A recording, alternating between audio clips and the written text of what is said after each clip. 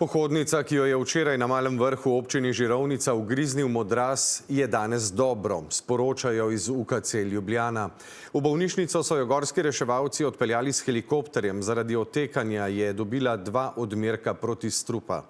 Gre za 8. ugriz kače letos, a le 2 pacienta sta do sedaj potrebovala protistrup, dodajajo v UKC. Pred približno 3 tedni so zdravili otroka, ki ga je kača ugriznila na istem območju. Rebeka Tomadus.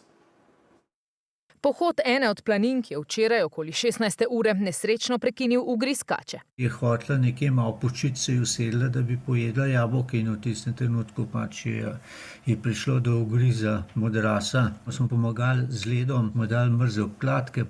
Pohodnico so s helikopterjem prepeljali v UKC Ljubljana. Stanje je v redu, ima otečeno celo desno spodnjo končino.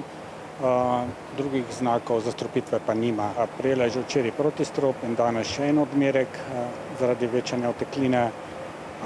Mislim pa, da bo kmalu v redu. Planinka sprva ni vedela, ali jo je res ugriznila kača, a so se kmalu pojavili jasni znaki. Bolečina, kot da bi nas zbodlo s trnom, na to opazimo 2 manjši luknjici, razmaka približno 1 centimeter, na to se pojavi pa oteklina, ki se širi po končini navzgor.